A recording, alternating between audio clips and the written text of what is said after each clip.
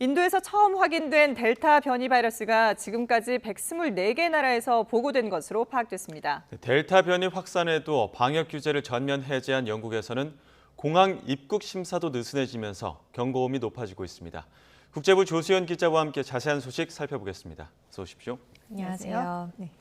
자, 먼저 전 세계 변이 바이러스 상황부터 살펴보죠. 네, 세계보건기구 WHO는요, 델타 변이가 지금까지 124개국에서 보고됐다고 밝혔습니다. 한 주 전보다 13개국 증가한 겁니다.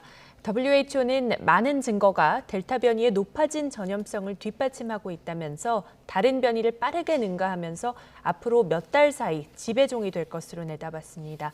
다만 그 증거가 무엇인지는 언급하지 않았고요. 추가 연구가 필요한 상황임을 내비쳤습니다. WHO에 따르면 영국발 알파 변이는 전주보다 6개국 증가한 180국에서 확인됐고요. 남아공발 베타 변이는 한 주 전보다 7개국 늘어난 130국으로 확산했습니다. 그리고 끝으로 브라질에서 처음 발견된 감마 변이죠.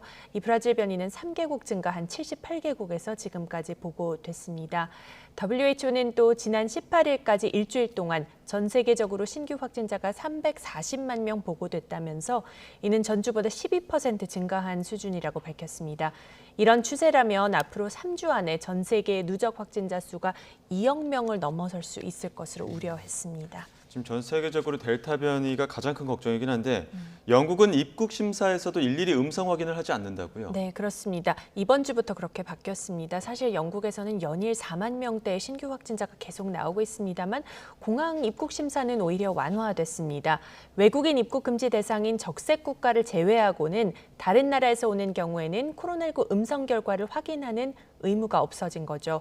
영국 정부는 이 같은 사항을 확인하는 것은 법적으로 항공사의 역할이라고 좀 애매모호하게 이렇게 말을 했습니다. 네. 또 지난 19일부터는 백신 접종을 완료한 자국민이 해외여행 이후 귀국할 때 자가격리를 면제해주고 있습니다. 그래서 이런 조치들에 따라서 전체적으로 여행객 증가가 예상되고 있습니다. 이런 가운데 영국에서 지금 마스크 착용에 대해서는 혼란이 좀 있습니다.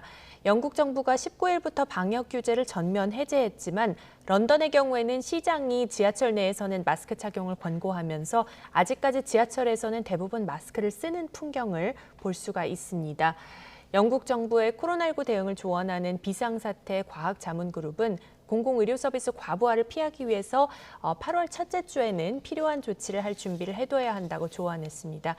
이걸 해석해보면 마스크 착용 등의 규제가 재도입될 수도 있다. 이런 의미로 볼 수 있겠습니다. 예, 정말 그 영국 국민들 입장에서는 헷갈릴 수밖에 없는 그런 조치들이 나오고 있는데 네. 근데 지금 뭐 영국에서는 보리슨 총리와 또 그 재무장관이 일단 자가격리에 들어갔는데 네. 이번에 야당 대표도 자가격리에 들어갔다고요? 네, 맞습니다. 자가격리자가 계속 늘고 있습니다. 이번에는 영국 노동당의 키어 스타머 대표가 자가격리에 들어갔습니다. 노동당은 현지 시각 21일 스타머 대표의 자녀 한 명이 코로나19 확진 판정을 받은 데에 따라서 가족들이 자가격리를 시작한다고 밝혔습니다. 이어 스타머 대표는 그동안 매일 검사를 했고 이날 아침에도 음성 판정을 받았다고 전했습니다. 스타머 대표는 이번이 사실은 네 번째 자가격리라고 합니다.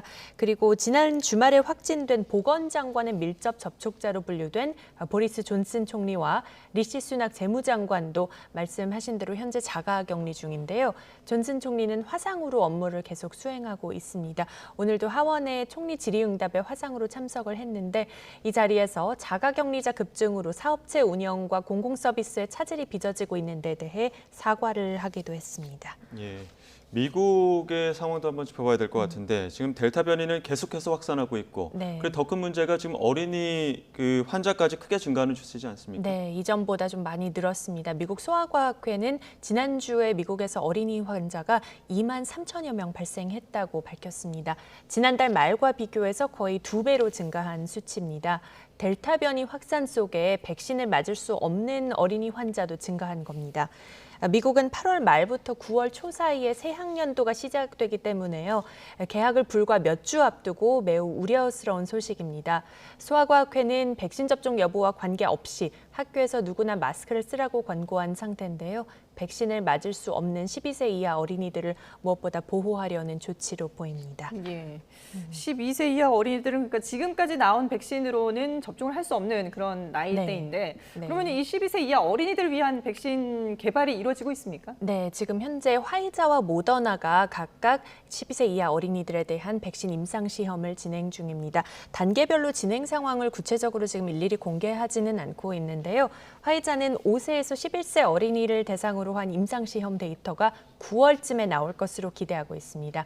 이렇게 되면 9월 안에 미 식품의약국 FDA에 긴급 사용 승인을 신청한다는 계획입니다. 그런데 앤서니 파우치 박사는 올해 연말이 돼야 긴급 승인이 나지 않을까 이런 전망을 최근에 내놓기도 했는데요. 개학을 앞두고 있는 만큼 관련 절차가 좀 더 속전속결로 빠르게 진행될지도 지켜봐야겠습니다. 예. 그러니까 새로운 백신 개발이라기보다는 화이자와 모더나가 임상 시험을 어린 아이들로까지 확대한다 이렇게 보면 되겠군요. 별도로도 그렇게도 진행 중이고요. 예. 실제로 별도 백신 어린이들만 12세 이하를 사용하는 백신도 별도로 개발 중이라고 합니다. 그렇군요. 네. 네, 알겠습니다. 지금까지 국제부 조수연 기자와 함께했습니다. 잘 들었습니다.